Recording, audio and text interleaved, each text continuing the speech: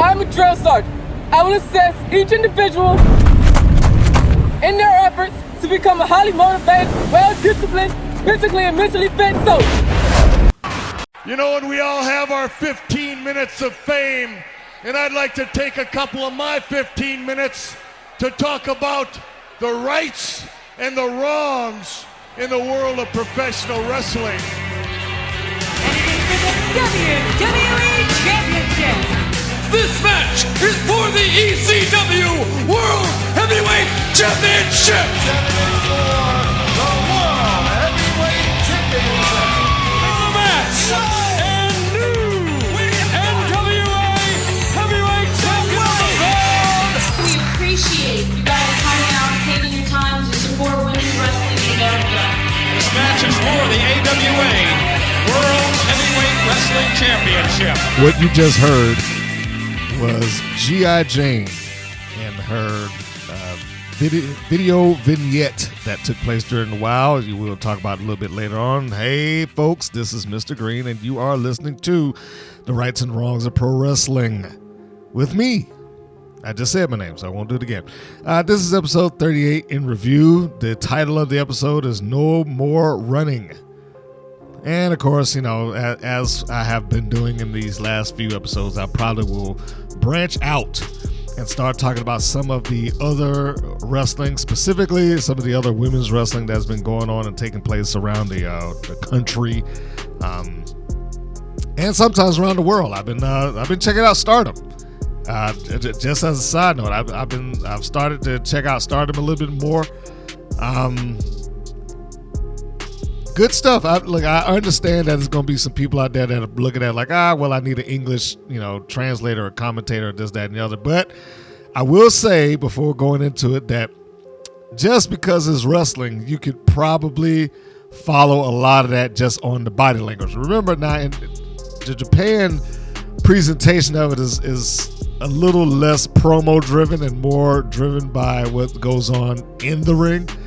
So if you are just in the mood for a match, just to see some people work, I would say, give Stardom a try if you haven't. Also, I know I brought up a couple of events that were taking place in the previous episodes, but one I know has gone up and now is available for you to watch, and that is the crowning and the tournament for the Southern Fried Championship Wrestling's first women's champion.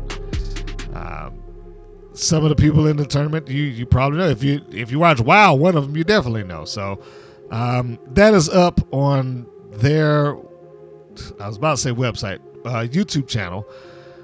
So and it's up in its entirety. All brackets, all matches, including the bonus match that features MLW's Kruger going back home. That was his home promotion before he got signed to go to MLW, Major League Wrestling. And he returned to form. He returned to his original name as Logan Creed. And you get to see him and Crystal Rose, Brooklyn Creed. Who else did they have in there? Danny Jordan. Some of y'all probably know her from AEW, even though she's changed her look. Jazzy Yang, the daughter of the former WWE superstar Jimmy Yang. Kat Spencer, who's been featured on my channel, as a good number of them have, actually, now that I'm saying that out loud. So not to go through the entirety of it, but yeah, if you are looking for something different just to kind of cleanse your palate a bit, you can give that a try. So let's get into it. I don't have a lot of promotional things to do today. I'm pretty sure somebody out there saying thank God.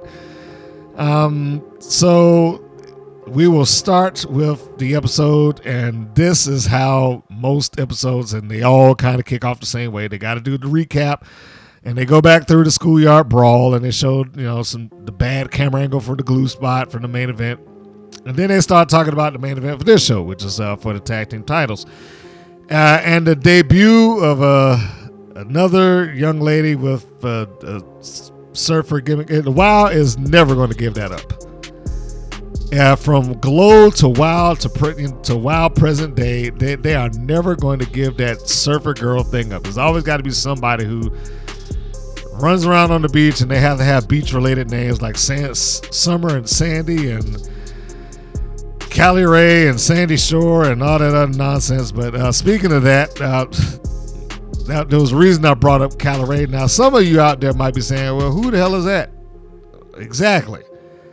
Callie Ray was a young lady who was on WoW primarily throughout their unaired season. She did get on the show.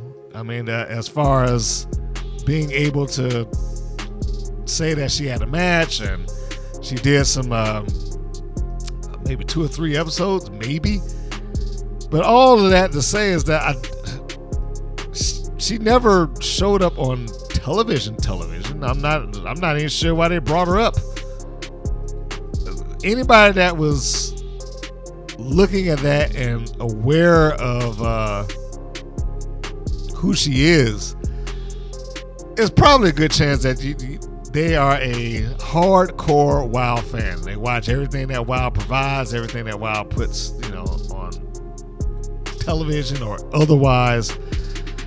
So if that is the case, then I guess that would have been for you, that if they mention a name. But for the average person, for the people that started watching this show because it's on again in syndication, this is where you would have been lost. Like, who are they talking about? Callie Ray? I ain't never seen no Callie Ray. Well, yeah, you haven't seen Callie Ray, and you probably will not see Callie Ray. If you want to be able to see her, then you need to go and where was she? She Pluto TV, and they may be still on the CW. She is there in one of those matches, but not very. She didn't do anything of any great significance. Let's just go ahead and put it that way. There was no big thing like, oh yeah, Callie Ray's involved in this feud or this, that, and the other. I honestly think she was in maybe 2 episodes, maybe. I'm almost floored. Just thinking about it. It's like I'm racking my brains right now because I only remember her from like I said, the lost season of WoW. Anyway, let's go off into it. The reason I brought that up, like I said, the commentator, Dave McClanahan specifically, pretty much had the absent Callie Ray kind of, for lack of a better term, endorse Sandy Shore into going to WoW to represent the beach girls, I guess, because all of the beach girls, they're hanging together. So, Sunshine, Sandy, Summer, blah, blah, blah, blah, blah. All of them from 20 years ago to present day, they all know each other.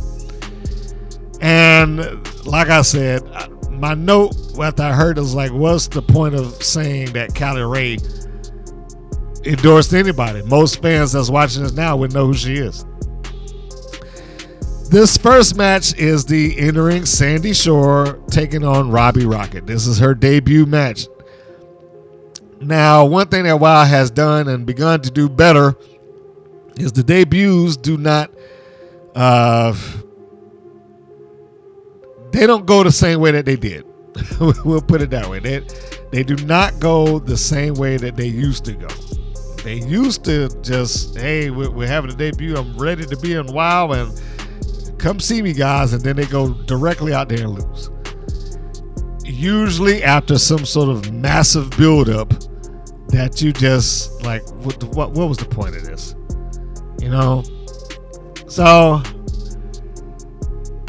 we have Sandy Shore, who is entering WoW, taking on Robbie Rocket, who's been there for a couple of weeks. Now, this is one of those cases of WoW can really allow you to forget certain people even exist because of how the show is structured and how some people rotate every month or so in or not. This is one of those cases I'm like, you probably have too many wrestlers for your own good. I'm sure David McClain and others do not view it that way, but just watching the show, like, you probably have more people than you need. It's just, I don't know. But anyway, this match takes place with no preceding video, no build-up, and lo and behold, without the build-up and without the interview and all that stuff like that, Sandy Shore wins. They have a pretty decent match. Robbie Rocket is a wrestler beyond the realm of WoW, so not entirely inconceivable that she could have a decent match. I want to say she's probably about a year into it, and if it is true that they said AJ Mendez found her and brought her in, then good on Mendez for getting this young lady. She does look good in the ring, but for that matter, so does Sandy Shore. I mean, gimmick aside, I think that she also did good. This is one of those cases. I think I said it with Robbie and Gianni. This is one of those cases that I can see if they actually put some time and they put some effort into the match, that they could probably get a decent feud out of it. I'm not saying do a best of 7 or something like that, but I could see if they gave them time and they gave them matches. I do not expect them to get the time, but they may get the matches. Robbie Rocket at one point in this match performs just a beautiful suplex. I mean, there was like great execution on that, and it's toward the end of the match. So if you're looking for it, just go for like when she's got her opponent in the corner, she pulls out, and it's like she had to muscle her up, and then it's just boom, and it's simple, but it looked good. That wasn't enough to get Sandy Shore down, however, and so Robbie Rocket said, pretty much in her face, it looks like, okay, well, we'll just try it again. She gets her up off the mat. She goes for another one of those, highly, wonderfully executed suplexes, but Sandy Shore shifts her body weight, rolls it into a small package, and scores the win, and scores it out of nowhere. And the beautiful part is that Robbie played into it. Robbie, the look of her face helped sell this entire scene, this entire match. It's like, holy crap, I can't believe she just got me out of nowhere. Like she wasn't supposed to win. And I can go for that because we haven't seen Sandy Shore before. She's coming out of nowhere. Robbie Rocket was a new face also, but she's got a couple of weeks on her. And she essentially was on the rise to some degree, but we haven't seen her on television, so I guess it's I don't want to say it's a moot point that she's been there for a while. I would like to see her more often, but we didn't, so we'll take it for what it is. The point being is Robbie Rocket, although not a vet, is a WoW superhero, and theoretically should have been better than and defeated Sandy Shore. But Shore wins, like I said. This was not bad. And my last note on this, please follow up. Because if she just wins and then she disappears, then there's no point to this. But as of right now, I am going to hold on to the idea and the hope that they will come back and revisit this or revisit Sandy Shore and not just have her just randomly pop up and disappear. The next segment had a video package of the Fabulous Four building for the main event and the tag team titles. The editors did a lot with a little here. They did a lot with a little. What I mean by that is that the feud that they're trying to highlight and illustrate, the Tonga Twins versus Miami's Sweet Heat, they made it look like it was longer than what it was. But when you really look at the entirety of their feud, I mean, their feud was, first off, it kicked off several months ago when they were both the finalists in the tag team title tournament. So you got footage there. After that, their next real confrontation was in the 8-person tag that featured the Fabulous Four versus the Island Dynasty. That also, gave some interlock. But outside of that, and maybe a couple of verbal things, it wasn't really a big deal. You know, they didn't do a whole lot against each other, I'm saying. They both were on TV quite a bit, but as far as a feud goes, what else did they do? They had those two instances, and that's pretty much it. We come to this now, and that's been months. That's been months. You know, you talk about going back to maybe October when they started this off. So they got weeks and weeks and weeks in between these instances. But I guess this is the way it goes for them. But good job on the editors. Coming back around to the next segment, we got G.I. Jane making a comeback, apparently. This vignette looks good.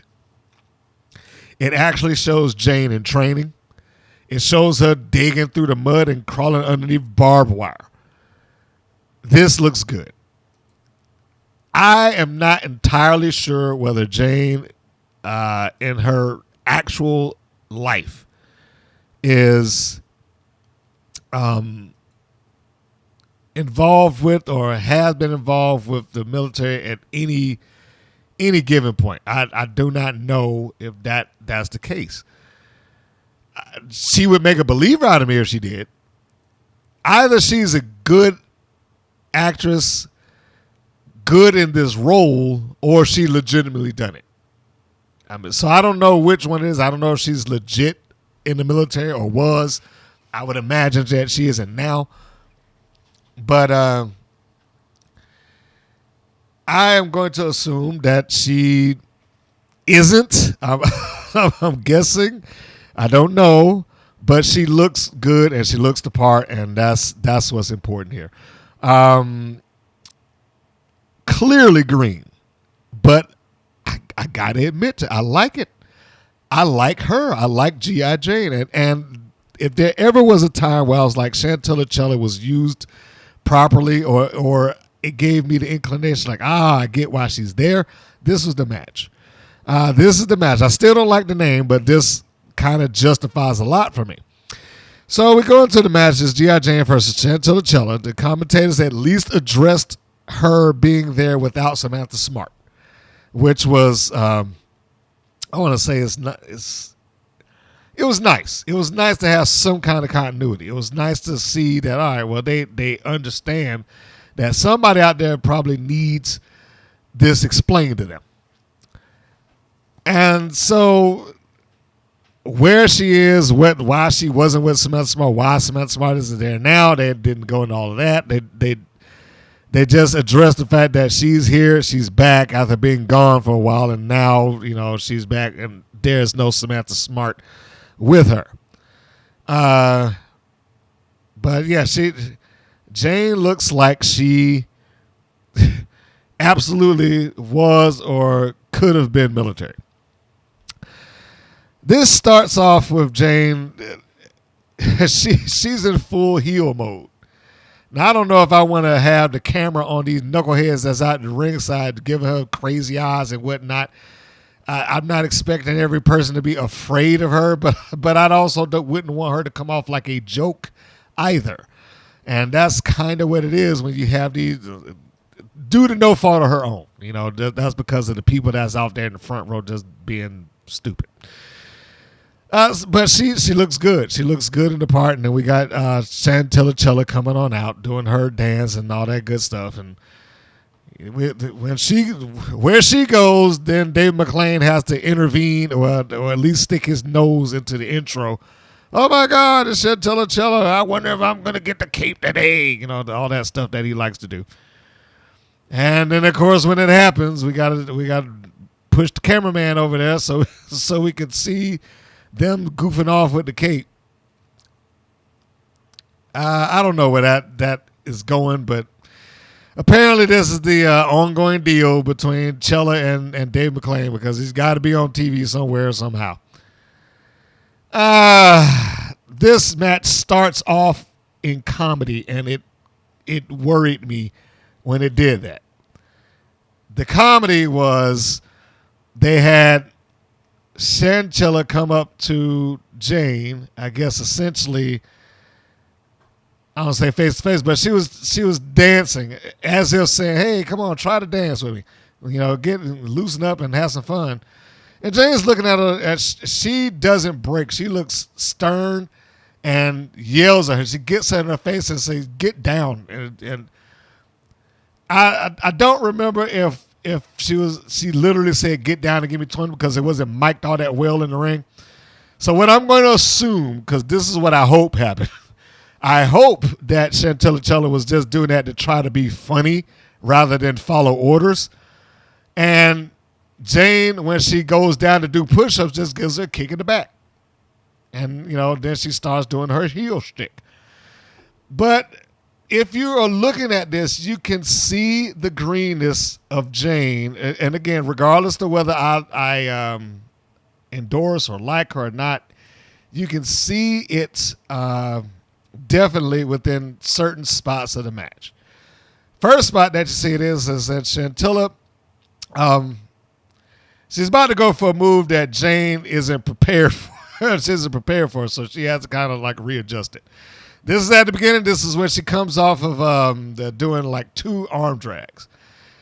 It looks like Chantella's about to go for a super kick or a drop kick. I'm going to assume drop kick because that's what she did later.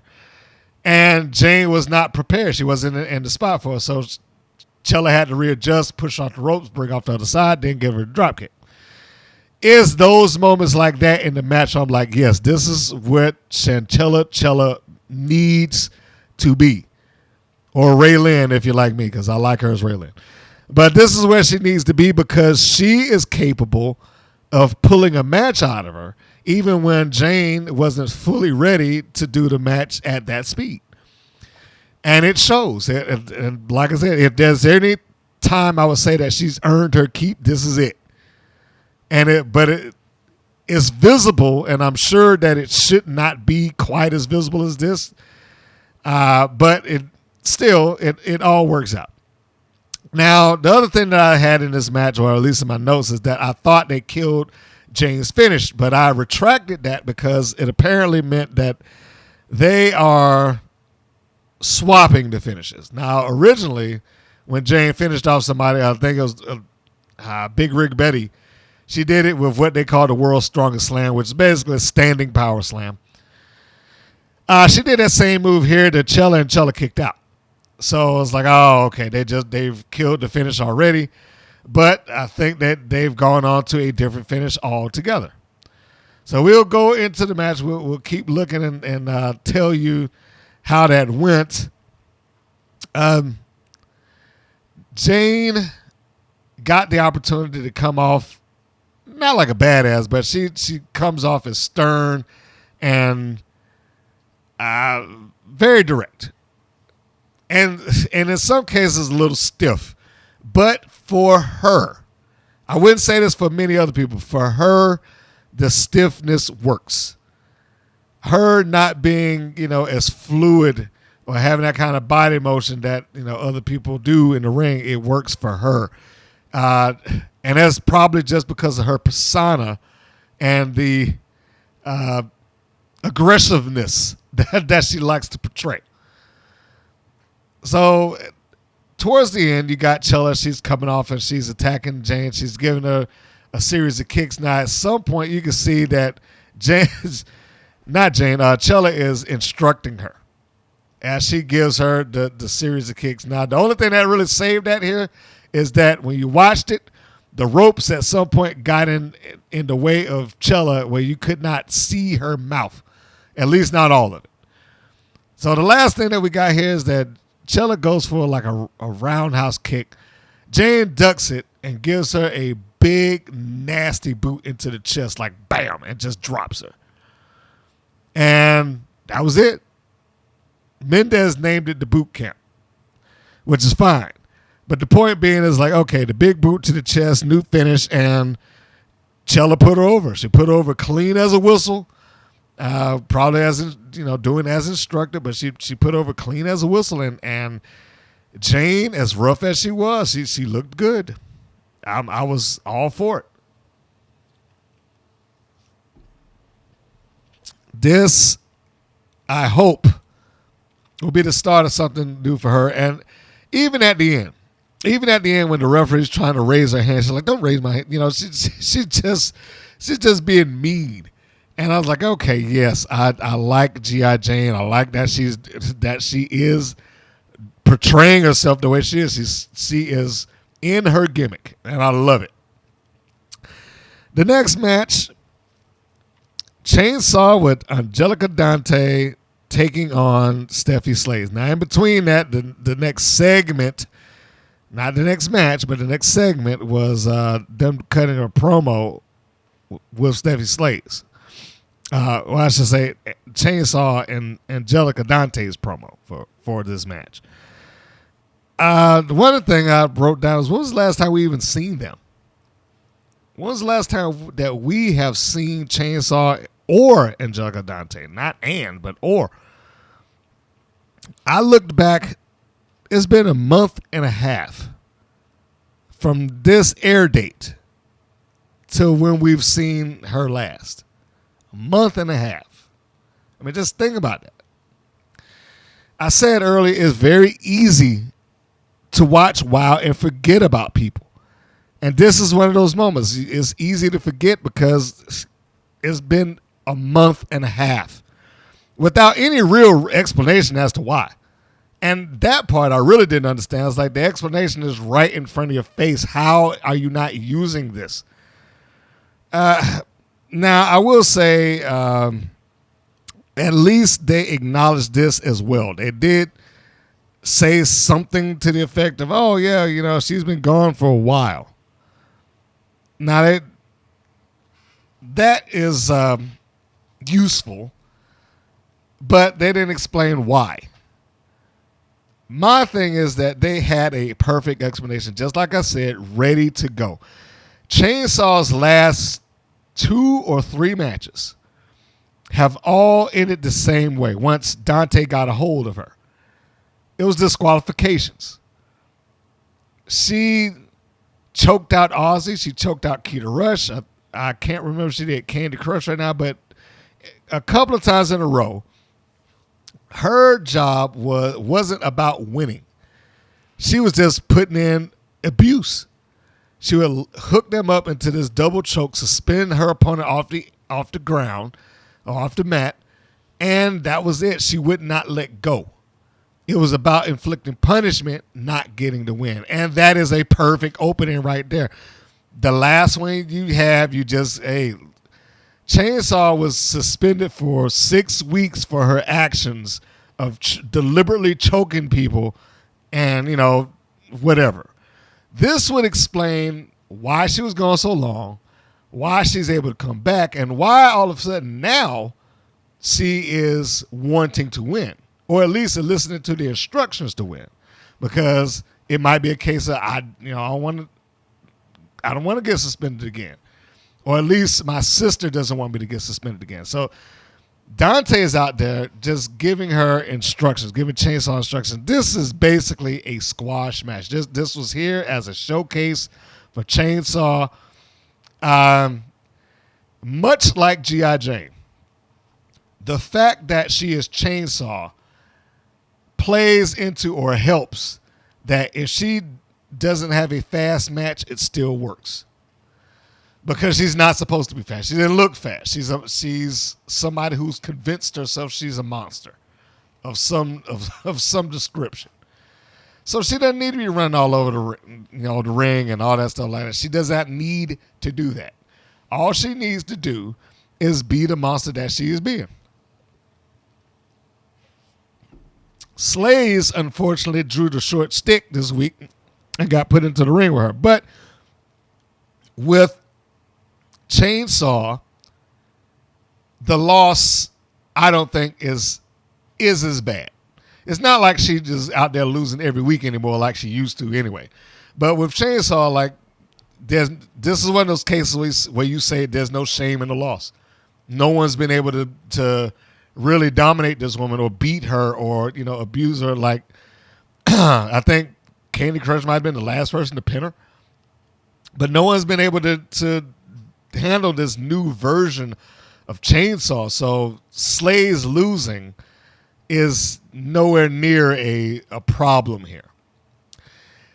One of the things that I will say needs to go into the plus column with the Chainsaw and Dante pairing, because I'm assuming that they are no longer involved with the Monsters of Madness or the Dark Side or the Demons of the Deep or whatever you want to call them, Siren and Holiday. We have not seen either one of them in her corner or in a vignette with her or anything since it took place, or since they kind of separated from each other. So I can only assume that officially the Dark Side, we'll call them that, is a tag team, and Chainsaw and Dante are just a pairing now. Dante, of course, as the manager, and she is a manager who is interactive. She's standing on the outside, and there's not many times I'm going to say this, but if you have not seen Chainsaw and her outfit, audio would not do this justice. Audio alone would not do this justice. First off, she's got Chainsaw has a sick, and you can take that in either turn that you want, figurative and literal. She has a sick apron, which is representative of I'm trying to find a nice way to put it. It's not that I know it. Look, it's supposed to be somewhere along the line. It's supposed to be like human flesh. I couldn't find another way to really describe that. Her apron is supposed to be like human flesh, and it's got pieces of faces sewn into what is supposed to be the apron. You got an ear on there. You got like 3 different faces that have been flattened out and are just on this apron, allegedly stitched in to whatever. And Dante is out there holding this, and through the apron that she's using, because there are faces on it, remember that, Dante is instructing Chainsaw from the outside. I thought this was great. She is out there pulling on the ear of the apron, so Chainsaw pulls on the ear of Steffi Slays. She's outside, like, raking the eyes of the closed eyes on the faces, so Chainsaw rakes the eyes. She fish hooks the nose, and Chainsaw fish hooks the nose. I was like, this is the best use of Chainsaw and Dante that I have seen. And it's unique. I've never seen a manager do that.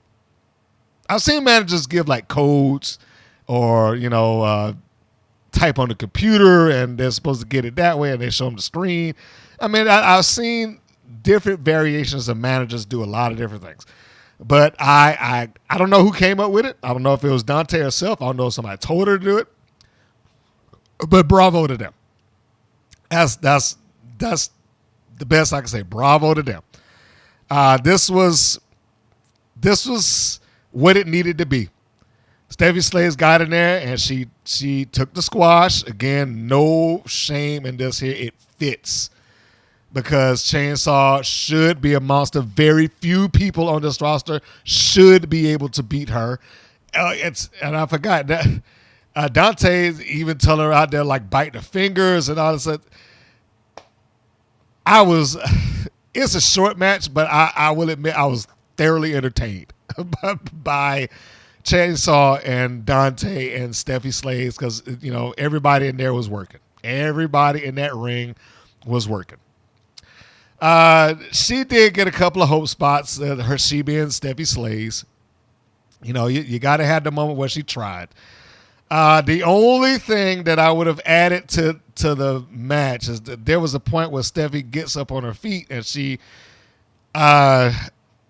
is trying to knock Chainsaw over. The first time she runs into it, she gives like a running double axe handle, almost a clothesline, but not really. It was, like I said, it's kind of a double axe. And Chainsaw absorbs it. She just takes the hit and she stands there. And then the next time that Steffi does it, she knocks her over. Now, the only thing I would have changed in that is I would have asked, like, make her work to knock you down. Don't go down off of the second or the third. You make her work to knock you down. That is the only thing I would have added, because I just think it would have been a bigger pop. I think it would have been a bigger moment if Steffi had to really struggle to get her off her feet. And oddly enough, sometimes that one thing is all the pop that the babyface needs in certain instances. If Chainsaw had never been knocked off her feet before and Steffi was the first person to do it, then, she probably would have gotten something bigger than that. But that was never kind of established. It was never established. That never took place. She's been knocked off her feet several times and she's been beaten. That's where Chainsaw kind of falls. The plus side of Chainsaw is that Dante being introduced somewhat reinvented her.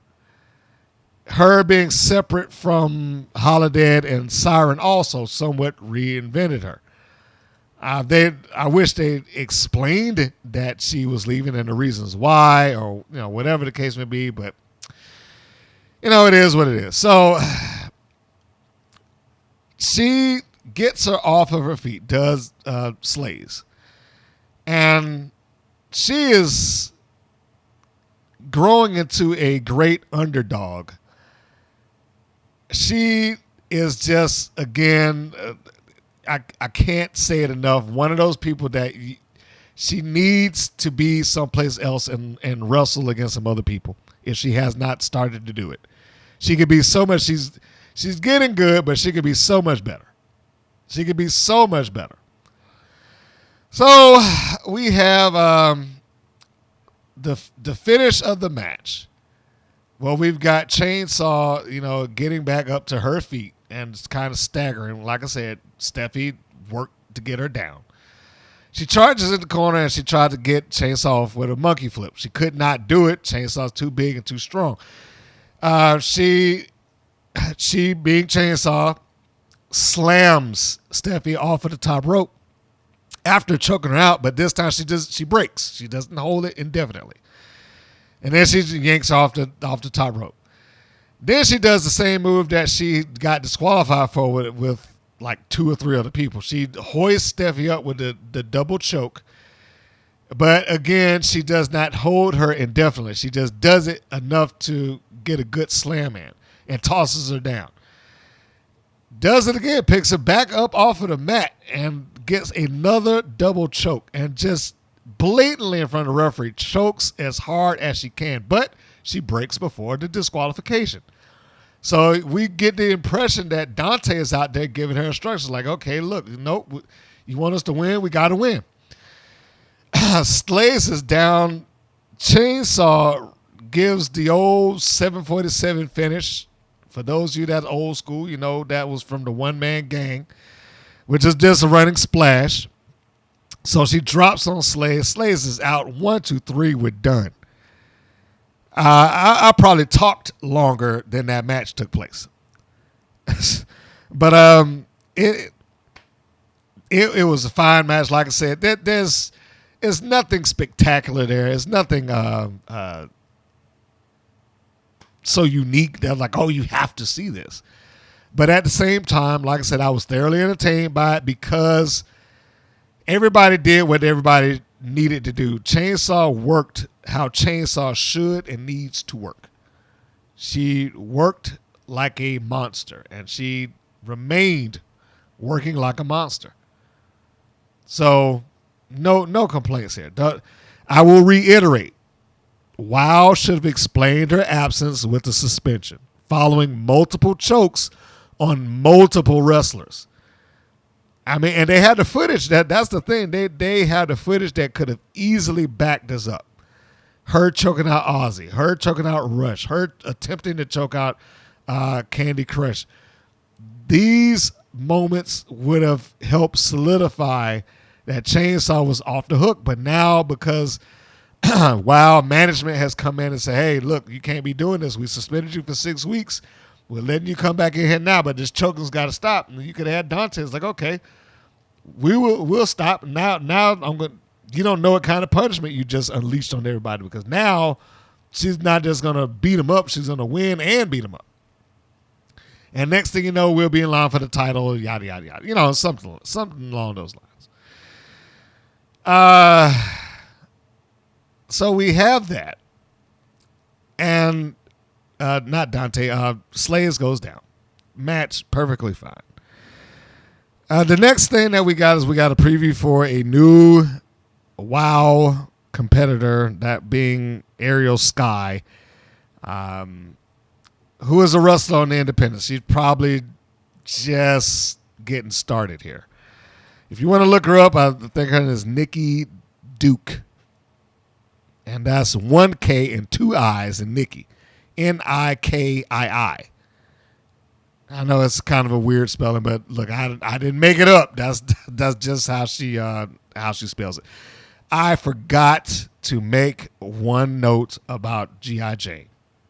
So I'm going to rewind myself back into this. You know, I talk about how I like having these conversations about wrestling with coworkers of mine. And yeah, one of them came up to me, particularly this one. He watches WoW, like I said, because I watch WoW, and he watches kind of vaguely. He's not super deep into it, but he finds it entertaining, and you know, it's like he can watch. But he's not going in there like, I got to go online and find out who's what and where's this next person going to be, when are they going to do the next show. He's not so far gone into it that he has to get all the information. He is a casual viewer at best. He enjoys what he sees, and, you know, he just kind of moves on. But we were talking about this show, and I brought up G.I. Jane. He's like, oh, yeah, I saw her in the music video. And I go, what? You saw G.I. Jane in the music video. Are you sure?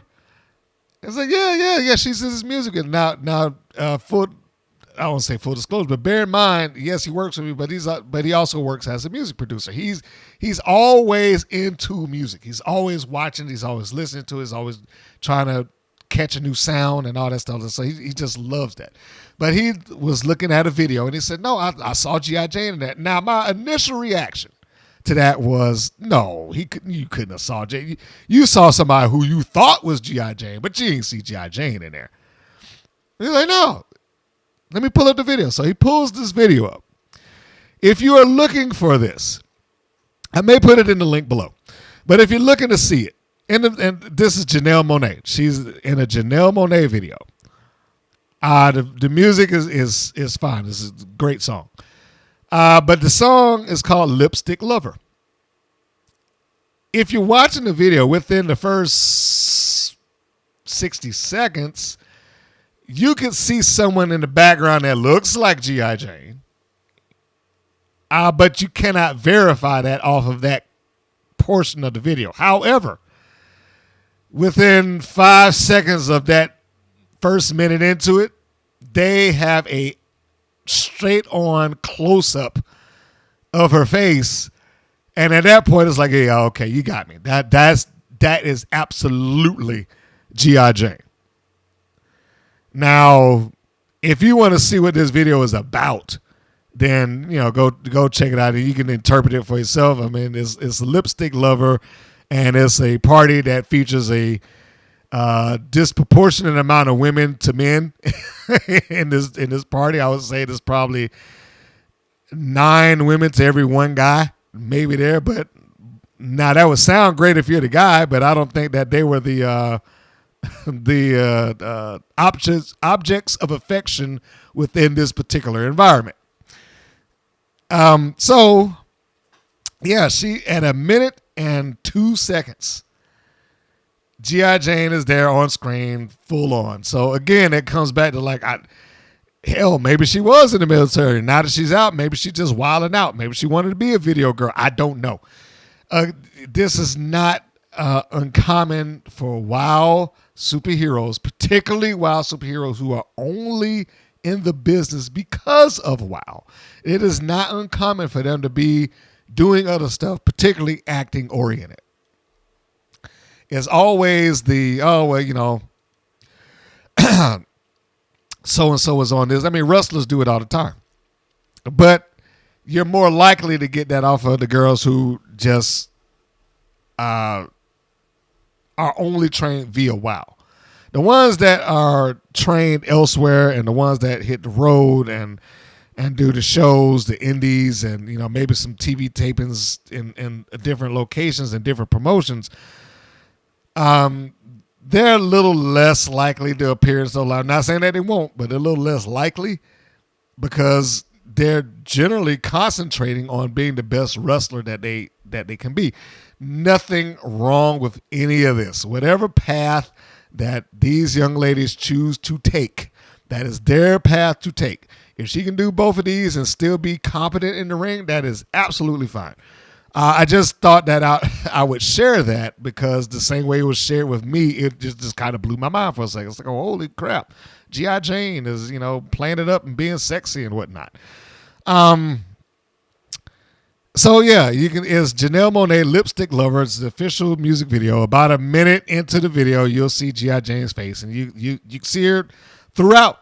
At the end, I think she's making out with some guy on the patio or something like that. So, and before you go jumping over there to see somebody making out, when I say that, I was like, she just kissed them. It's not like they getting down and dirty, even though this video implies a lot. So let me just say that this video, it has a lot of innuendo. It has a lot of implication. If you are, kind of shy about things like that, maybe you might want to skip that. But if you're not, and if it doesn't bother you, then hey, have at it. Go check it out, and you'll see Miss G.I. Jane. Now, I still like me some G.I. Jane. I want to see them do something with her. And matter of fact, her and Chainsaw. Not together, but yes, I would like to see them, have some moments with these people. Maybe this is the next wave of Wild Girls, because some of them got to be walking out of this company by now. The way that they, never show up on TV and what have you. Anyhow, let's go to the next thing. Next segment was advertising for a new Wild Girl, Ariel Sky. She looks good on screen. We'll see how good she is in the ring later on. But my note here was another one. They hire so many. Why so many? You've only got an hour show. And I crunched the numbers one time. And I understand the need to have slightly more people than you require. But they have so many people, and they've only got an hour. And less than that when you account for local and national spots. And I talked about it when they first went up. There's like 40 people on their roster. That doesn't sound like a lot, but when you put it in perspective, because I believe at the time that I did this, they were only like 15 or 20 people less than AEW had officially listed at the time that I wrote this list initially. Now, granted, that was in October 2022. But I'm sure that the numbers have changed since then, but keep in mind, AEW has 3 shows now. At the time I was doing that, it was Rampage and Dynamite. They had 4 hours of television a week to utilize people who were on their roster. WoW does not have that. And that goes back to what I said at the beginning of this, is that it becomes so easy to lose, to just forget. It becomes so easy just to forget who's on this show and who isn't.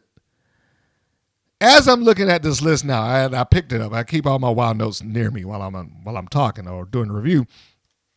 As I'm looking at this, there are a couple of people who seemingly have just vanished. Adriana Gambino, we know she's gone, apparently, and I don't believe that there's any sign of her coming back. Wrecking Ball, is she coming back at all? They advertised her, but then they turned around, which is why I had such a problem with them trying to make it sound like they were forming some brand new team. When the second that match was over with, it's like, oh yeah, she returned to the wasteland. I was like, why? Beast has been out injured for weeks without any appearances or promos or anything like that to remind people that she's around. Who else do you got there? Malaya Hosaka, the former front person for Exile, we haven't seen her in a while either. And Crystal Waters, Crystal Waters was a joke. She came in. I can't even say she came in. She was at a show that they recorded, and she had one match, and she vanished. And they tried to, like Crystal Waters, new wild girl. That I will go down in flames over that. That is the hill I will die on about. That is the worst episode of Wild that has ever been produced. Episode 25. It stands as the single worst episode of wrestling that I've ever seen. Well, yeah, episode, not pay-per-view. Because they just couldn't bother to try and fill in those plot holes. And they just had to use that particular show because it was at the LA Comic-Con and we can't get rid of it. So we'll just edit this thing out and we'll promise a main event that we can't deliver on. But anyway, I'm about to get myself worked up talking about that episode. But anyway, the point being is that they've got a lot of people that have come into WoW and then have been on their roster, but they don't have the time to be able to feature these people. And they appear and they disappear, and you can't even keep up with this. They're so far gone that by the time they come back, it's like, oh man, I forgot this person was there. Now in Chainsaw's case, in Chainsaw and Dante's case, they probably could get away with that because of how she's being utilized. Now it would have been better if they had, like I said, if they had explained this with a suspension rather than her just disappearing. If it was a case of boom, at the end of a show or the next show, it's like, here's a report on WoW. Chainsaw has been suspended for the next 6 weeks for unnecessary choking and, not following, whatever, however they want to phrase it. They could have gotten around that. Now, everybody else that just vanishes and disappears and doesn't show back up, and then they pop back up on TV, and you're like, where were they? I understand that they try to do these video packages to remind people, and they do these recaps to remind people, but something else needs to be done. That's all I can say. Something else needs to be done.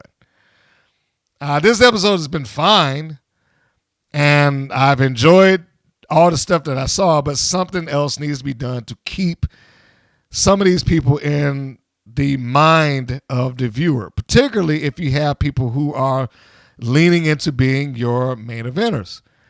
They have got to have some shine on the show, even if it's in taped interview segments, something. They got to do something. Sorry about that little ring that you heard there. I just hit my microphone stand by accident. So yeah, this is one of those things. We move on to our main event. The main event here is what they prepped for earlier. This is the tag team championship match.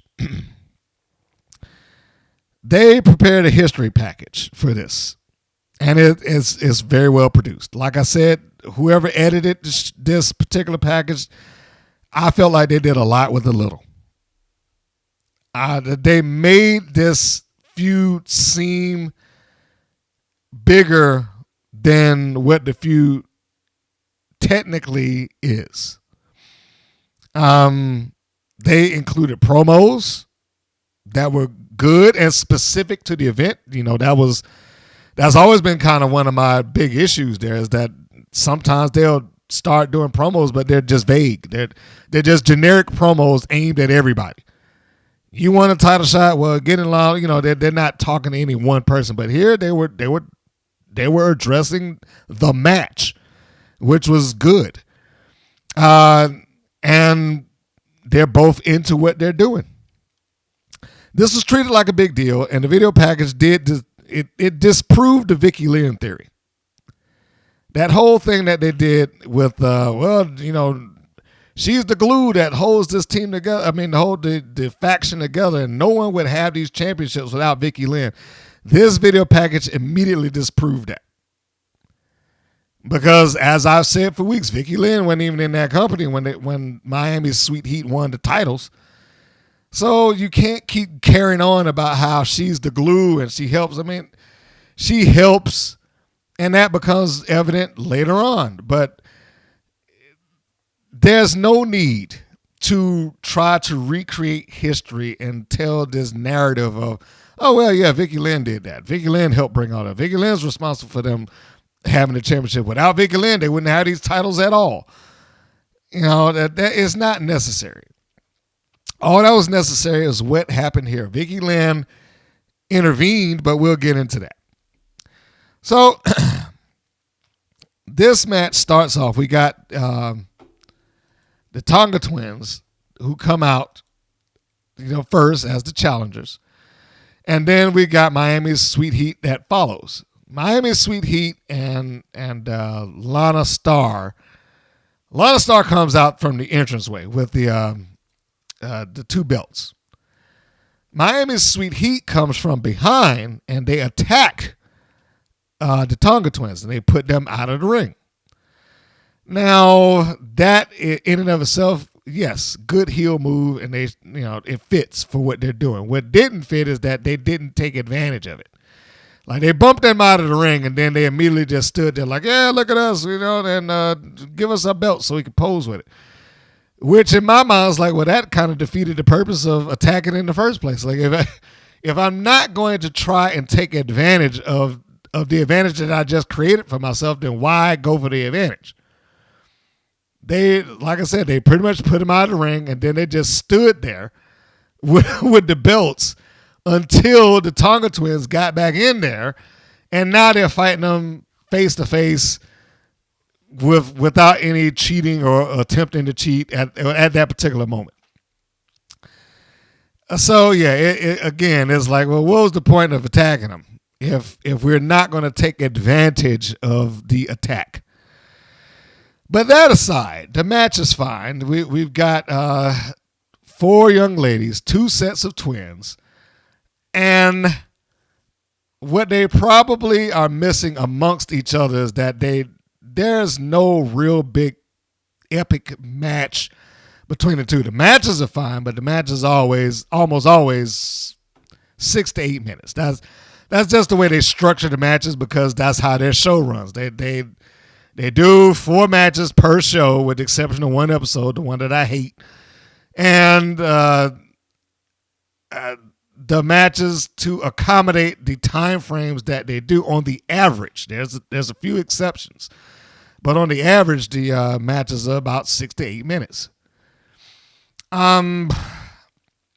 Miami's Sweet Heat did what a good heel team would do, and they bumped around a little bit, and they made the Tongans look mighty and strong and nearly unstoppable at points, which, that's what your heel team is supposed to do. I mean, they kind of did what was necessary to help push the narrative that the Tongan twins could or should be the champions.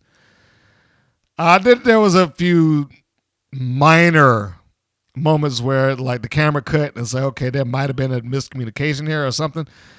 But all that aside, I mean, the Miami Sweet Heat just took a beating after that initial attack. Particularly the blonde one. I can't think of it. I think she's Laurie, but I can't remember which one's which.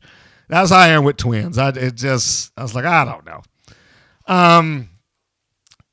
They got them into the ring. Now, I think the one part that I was like, I don't know if I would have necessarily done this because it seems like a babyface spot, is where one of the Carlson twins, the one that was stuck in the ring, manages to break free of that. One of the Tongans, I'm going to say Chaos, charges in. She catches the foot as Laurie's against the ropes. And then the first sister charges in, she pulls the rope down, and then she goes outside. The second sister charges in, she pulls the rope down again, and then they go outside. That seemed like a reversal of fortune where that should have been a babyface spot opposed to heel. I mean, because it just kind of makes the babyface look stupid that we're going to charge in twice. But it did set up for the twins the twins. Both of them are twins. I keep saying that. It's just hard because I'm normally used to having one set of twins in a match. But Miami's Sweet Heat, it set them up to be able to do running sentons off of the apron to the floor, which gave them the turnaround or the advantage. So that was their first big break where they could kind of go in there, and now we can heal it up and we can take advantage of the Tongans. Again, good match, entertaining, and they put a lot of the heat on, I think it was Kona. Kona was the one that got caught up by the Miami's Sweet Heat at this point. I wish they didn't do the catapult spot because I've never liked the catapult, but because it always seems like the other person has to force themselves up in order to throw themselves across the ring. But you know, that's kind of minor. That's nitpicking. I will admit. So I think the turnaround point is when Laurie holds Kona in a full Nelson. She gets her sister to come in. She tries to nail Kona with a forearm. Of course, Kona moves out of the way. And then the Miami Sweet Heat set of twins nail each other. Oh my gosh, I can't believe I hit you. But I want not fairness out, but to give them credit where it's due, they did not do the old typical, we're both down, you tag your partner, I tag mine at the same time. They actually made Kona on screen work to get that tag, because normally that would have been the spot where the tag takes place. They cut her off. Even though they nailed each other, they still managed to cut her off and then put her right back in their corner, and they started taking advantage of her again. So I thought that was really good. And hey, you can almost say that there's some male tag teams out there that can learn from that. They did a double shoulder block on Kona. Wasn't enough to keep her down. And we got Chaos sitting on the outside. She is just, waiting, chomping at the bit for her sister to get free and make this tag. She's struggling and she's struggling and she's struggling. Finally, Kona is able to get free of, I guess, Lana. Gets free, goes off it to the ropes, ducks underneath a clothesline, nails it with her variation of a spear, and Miami's Sweet Heat is down. Kana is down, and her sister is waiting, trying to get the fans into it. Now, I will say the fans probably did not do this match any justice here.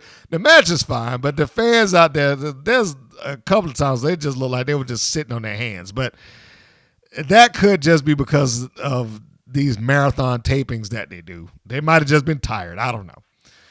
So the twins are, God damn it, the Tonga twins are in there and beating or at least reclaiming the advantage.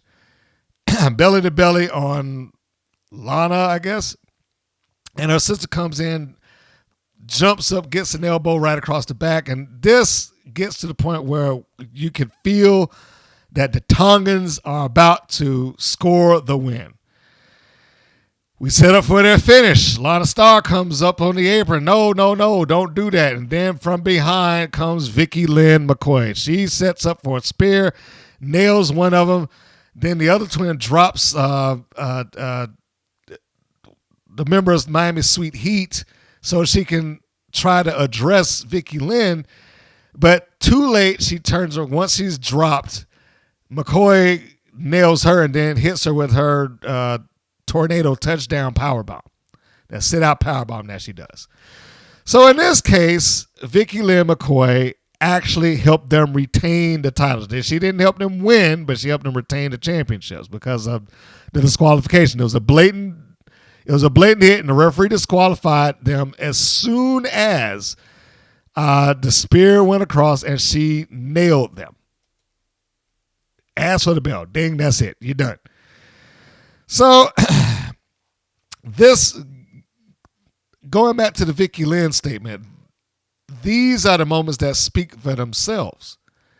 She does that enough times, the commentators will not have to beat people in the head with, and they only have it because of Vicky Lynn McCoy. Vicky Lynn McCoy is the glue. Do that afterwards, after she's actually shown that to be true.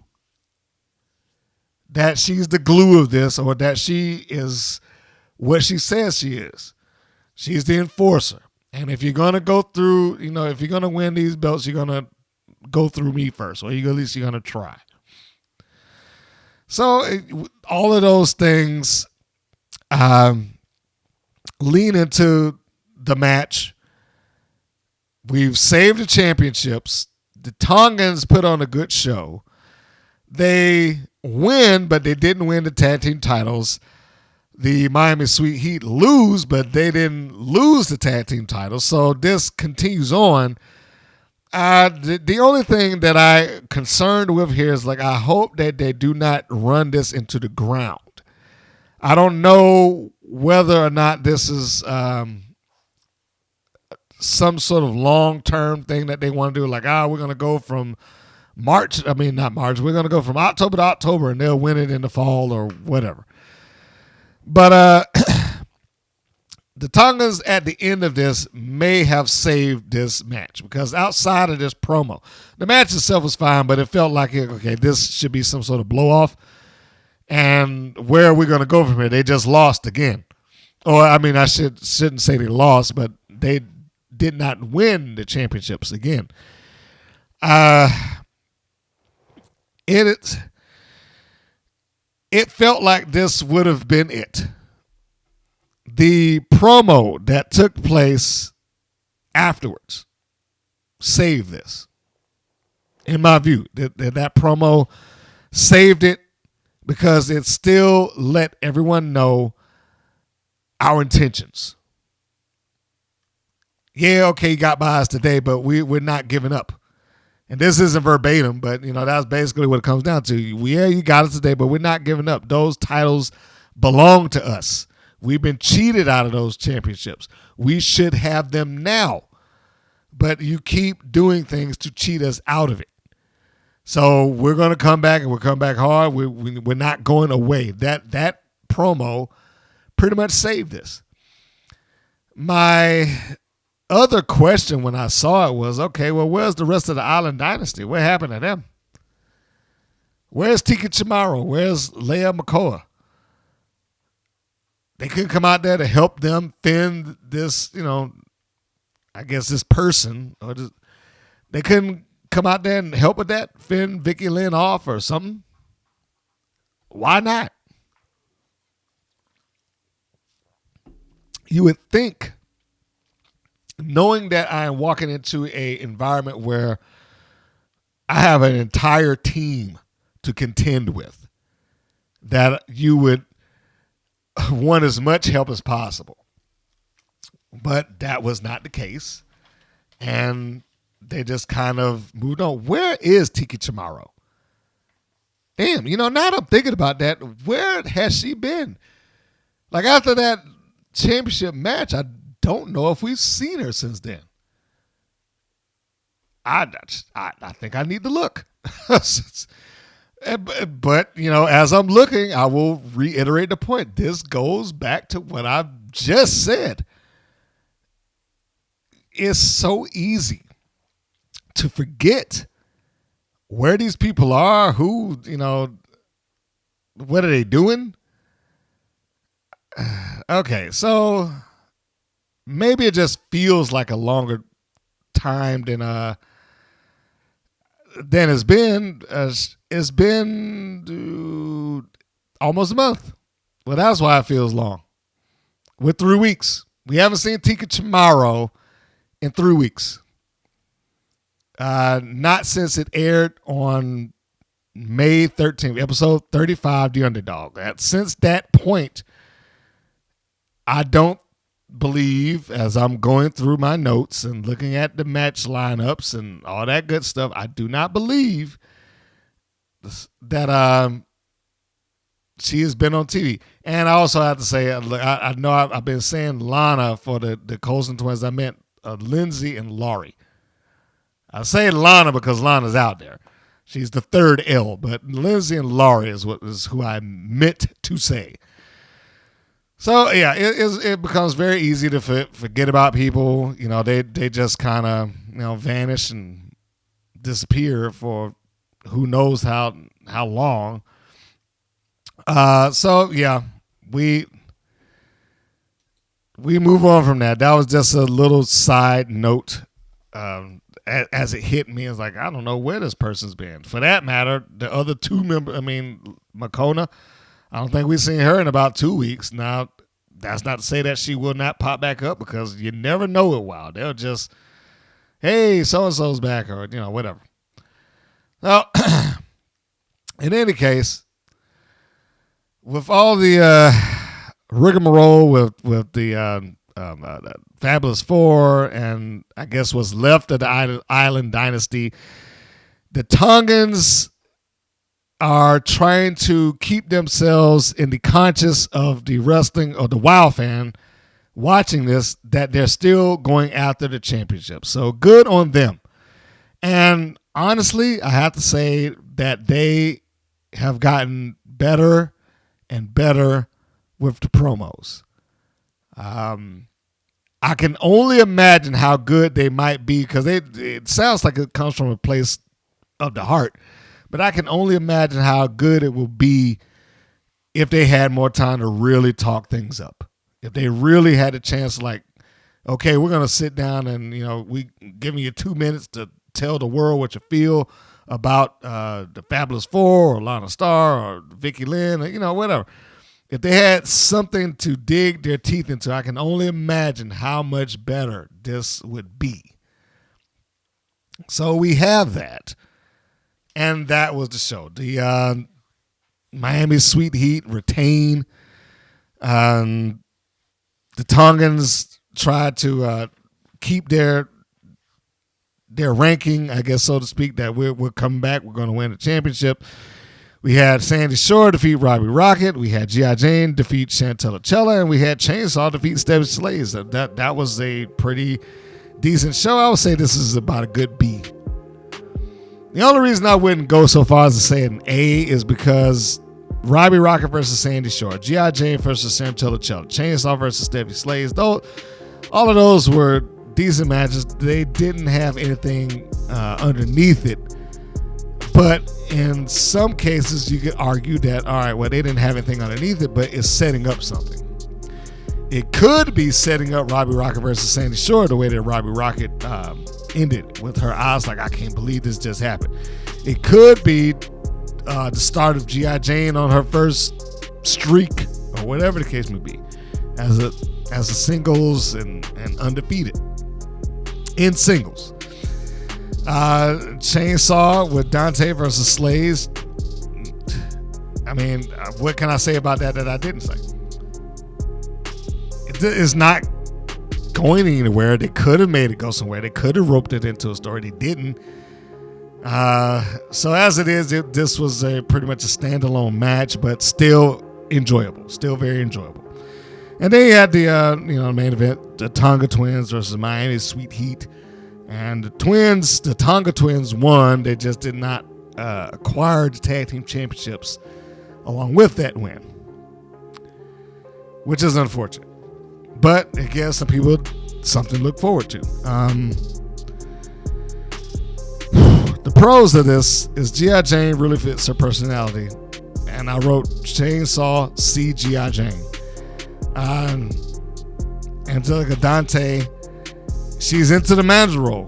Even though my note here was, following me saying into manager role, I said also not so much of a manager as a handler. Like, she feels like she's walking a wild animal to the ring, which is fine. It works.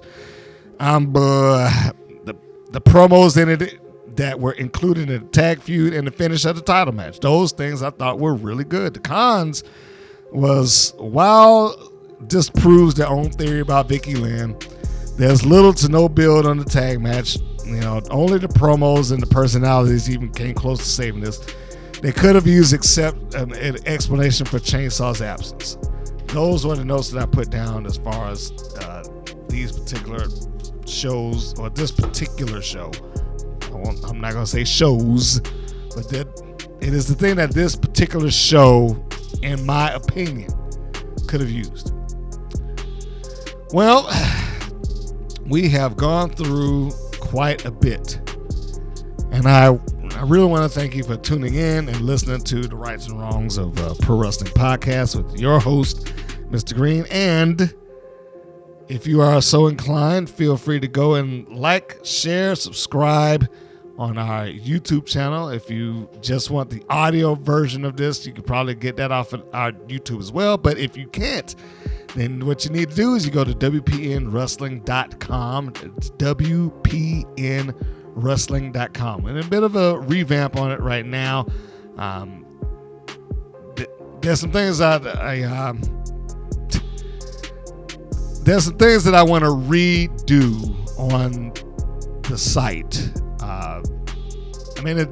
This isn't super important. I just want to share it because I was asked to do an interview with an MMA reporter, because I have it's not my primary thing, but I've talked to a couple of MMA young ladies and what have you, and I put the interviews on these platforms, but I never went really much further than that. Apparently she tracked me down and wanted to talk about it, and that kind of inspired me to, like, you know what, I probably should just make this official and have a page within the Women's Pro Wrestling Network that can be dedicated to outside wrestling forces, if that makes sense. Just people who, I don't want to say just into wrestling because they were famous, but people who